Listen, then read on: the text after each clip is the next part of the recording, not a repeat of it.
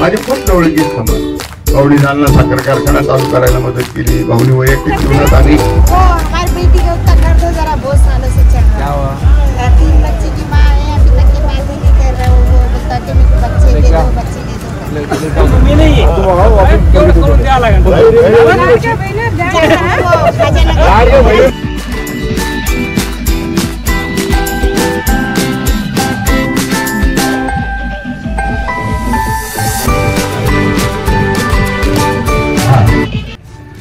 एकदम 100% आता वातावरण बदललेलं आहे. फक्त आता गाव पातळीवर कार्यकर्त्यांनी अत्यंत सजग सावध राहण्याची गरज आहे. आपण सजग आणि सावध राहून आपल्या महायुतीच्या बाजूने कसं मतदान करून घेता येईल. तर तेव्हापासून या व्यक्तिमत्वाने माझा कधीही आयुष्यात अनादर केलेला नाही.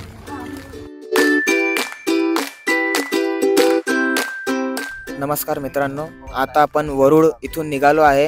आता आपण पुढे जात आहे पवार तांडा. भाऊ, आता आपली पुढची प्रतिक्रिया काय आहे? नाही, आता लोकांना जाऊन भेटणं, त्यांच्याशी संवाद साधणं, आपण काय त्यांना प्रॉमिसेस करतो ते प्रॉमिसेस करणं, या संदर्भामध्ये लोकांशी गाठीभेटी सुरू आहेत. या गाठीभेटी निश्चितपणे येसून ना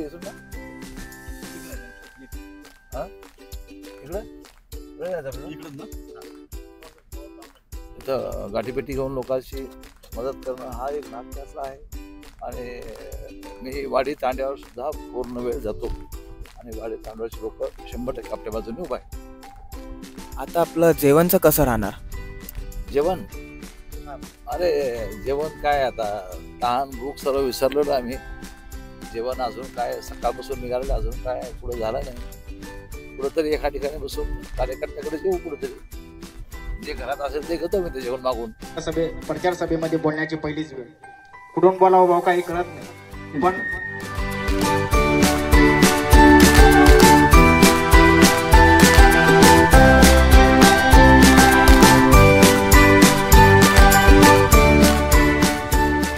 आमच्या सर्व मूळ लोकांना या ठिकाणी भेटतोय, सर्वांना समर्थन मागतो. हे सर्व लोक मला समर्थन देतात आणि त्यांचा सर्वांचं समर्थन घेण्यासाठी मी आलेलो आहे. नमस्कार. यांच्या पुढील समस्या वगैरे बद्दल जाणून घेतलं आपण. मी नेहमीच या परिवाराचा घटक आहे. मी नेहमी दसऱ्याला या लोकांना भेटायला येतो. जसे यांचा परिवार या कंपनीमध्ये येतो तसा मी परिवार म्हणून या कंपनीमध्ये दर दसऱ्याला येतो त्याला, आणि यांच्यासोबत मी एक दिवस घालवतो. नमस्कार. आणि काय रिस्पॉन्स आहे त्यांच्याकडून? आता प्रतिसाद काय भेटतोय? हे बघा, हा एक NRB परिवार आहे. या परिवाराचा दसऱ्याला एक मोठं पूर्ण परिवार इथे येत असतो आणि मी सुद्धा या परिवाराचा घटक म्हणून NRB कंपनीमध्ये मी स्वतः येतो आणि त्यांच्यासोबत दिवस घालवतो. शेवटी ते उद्योग धंद्याला लागले, नोकरी लागलेले, तशा भागातल्या समस्या असतात, पण एकत्र भेट होते.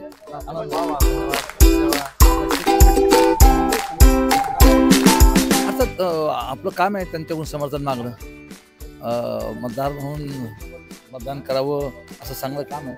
मतदान करतील आणि समर्थन देतील मला. नमस्कार.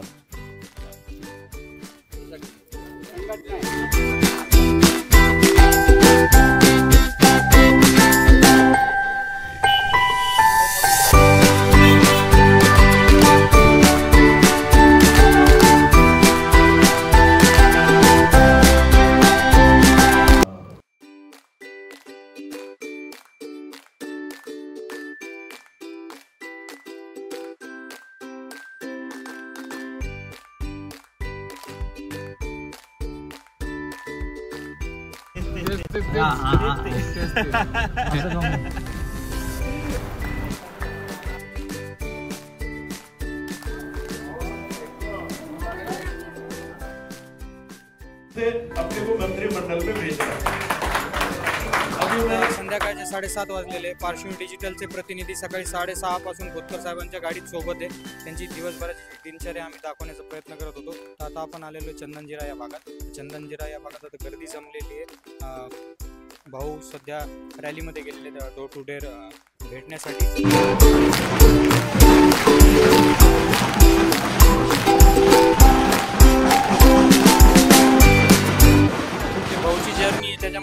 साहेबांचा सगळ्यात मोठा सारथी म्हणजे त्यांचा ड्रायव्हर, जो रात्रीपासून सकाळ असो त्यांच्या सोबती धावपळ करायला असतो. माजी मंत्री खोतकर साहेबांचा वाहन चालक रवींद्र प्रकाश लांडगे. मी सकाळपासून तर संध्याकाळपर्यंत साहेबांसोबत असतो आणि साहेबाची जर्नी बघून सनी कधी कधी आम्हालाही थकवा जाणतो, पण साहेबाच्या चेहऱ्यावरती कधी थकवा जाणवला नाही ना कधी राग जाणवला. सतत प्रत्येकाच्या कोणत्याही क्षणाला धावून जाणारे. तसेच माझे साहेब, माजी राज्यमंत्री खोतकर साहेब. आता तर इलेक्शनचा माहोल चालू आहे, धावपळ आहे, पण कधी ना त्यांच्या चेहऱ्यावर राग जाणवला ना कधी अशी हे जाणवलं. काल रात्री किती झोपले होते तुम्ही? मी 12:30 वाजता मी घरी गेलो. माझ्यानंतरही साहेब राहत्या घरी, याला भेट त्याला भेट, म्हणजे गाठी भेटी तर खूपच चालू आहे. असे एकंदरीत पाहून तरी तर असं साहेबाला कधीच असं वाटलं नाही की कधी राग आला. म्हणजे इतक्या घाई गडबडीत साहेबांनी कधी तुम्हाला काही रागावले, शिव्या दिल्या असं कधी झालेलं आहे? नाही, साहेब असं कधीच करत नाही. रागवलेही तरी आपलेच माणसं म्हणून सनी असं हे होत आहे, आपला माणूस म्हणून सनी असं साहेब असं कधी कोणावर तर रागवतच नाही. पहिली गोष्ट तर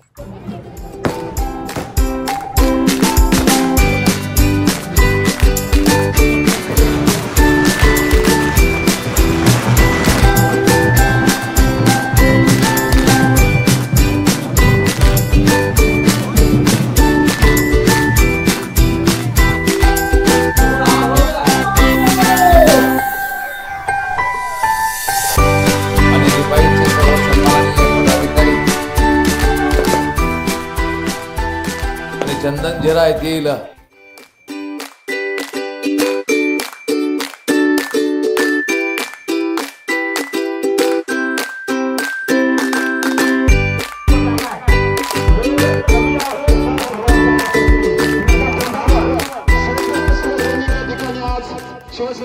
बहुत नेमकं पुढं काय बघा, तुम्ही बघितलं की चंदन झिराच्या आपल्या सभेला 5,000पेक्षा जास्तीचे लोक होते आणि त्यानंतर इंदेवाडीला सुद्धा जवळपास 700-800 लोक तुम्ही बघितले. आणि लोक सोडा, पण लोकांमध्ये उत्साह जो होता ना, उत्साह अत्यंत महत्त्वपूर्ण आणि अत्यंत चांगला उत्साह होता. म्हणजे विजयाकडे घेऊन जाणारा उत्साह होता. आता व्यापाऱ्यांची बैठक आम्ही ठेवलेली आहे. त्या व्यापाऱ्यांच्या बैठकीला मी निघालेलो. दुसरी व्यापाऱ्यांची बैठक आहे, त्या बैठकीत निघालो. थकवा जाणवत नाही भाऊ तुमच्या तोंडावर थोडं, पण अजूनही तुम्ही जे 6ला तुमचं जे शब्द डिलिव्हर करण्याचं जे होतं म्हणजे आपला स्टाईल, तो आत्ता पण तो कसा मेंटेन इतका थकवा आम्हाला जाणवतोय. इतक्या वर्ष आम्ही या क्षेत्रामध्ये काम करतो. तुम्ही तर काल विश्वास ठेवणार नाही, काल मी 27 सभा घेतल्या. 27 सभा घेऊन सुद्धा मी पूर्णपणे फ्रेश होतो. परमेश्वराची देणगी आहे, देणगी आहे. अशा पद्धतीनं पुढेही थकवा आता तरी जाणवत नाही. 17-18 घंटे काम करू शकतो, इथपर्यंत आपली ताकद आली. हे आहेत रवींद्र खोतकर, अजूनही दमले नाही ते. अजून म्हणतात आम्ही तर घरी जायची वाट पाहतोय. आता बघूया ही बैठक संपल्यावर काय काय होतं.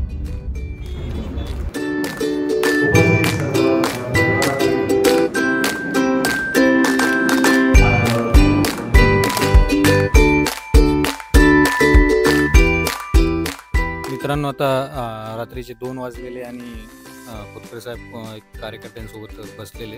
तो लोक आपण दादू सोबत बोलू. काय सांगाल भाऊच्या जन्मताला? आम्ही सकाळी 6:30 पासून आहे, म्हणजे आता कॅपॅसिटी नाही आहे, पण तो व्हिडिओ कंप्लीट करणं आहे म्हणून आलेलो आहे. एक शॉर्टमध्ये काय सांगाल भाऊच्या याच्या म्हणजे त्यांच्या रुटीनबद्दल? मला वाटतं तुम्हालाही कळायला पाहिजे आणि तुमच्या माध्यमातून लोकांना सुद्धा कळायला पाहिजे की राजकारणी असणं किंवा राजकारणी होणं सोपं नाही आहे. खूप काही त्रास सहन करावा लागत असतो, खूप काही सोसावं लागत असतं. तेव्हा लोकांना एक यशस्वी राजकारणी दिसत असतो. जसं पण म्हणा, राजकारणी होणं सोपं नाही, पण मी म्हणतो खोतकर साहेबांसारखं होणं मला पर्सनली वाटलं. कारण की मी हे नाही की मी खरीच आमच्याकडे प्रत्येक गोष्टीचं हे अवेलेबल. सकाळी 6:30 पासून आम्हाला जे होतं की हे कसं मॅनेज करता, प्रत्येक गोष्ट आम्ही कव्हर केली, मॅक्झिमम दाखवण्याचा प्रयत्न केला आहे. जसं मी नेहमी म्हणतो की सहजतेने उपलब्ध असणारा हा नेता आहे. मग ते सकाळचे 6 असो की आता रात्रीचे 2-2:30 असो, खोतकर साहेबांची जागा मला वाटतं कोणीच नाही घेऊ शकत. उद्याच्याला मी पण नाही घेऊ शकत. रात्रीचे 2:30 वाजलेले आहेत. आता चालू आहे दिवसभरांचं काम करून सकाळी पुन्हा 6ला बाहेर पडायचं. गुड नाईट, शुभेच्छा.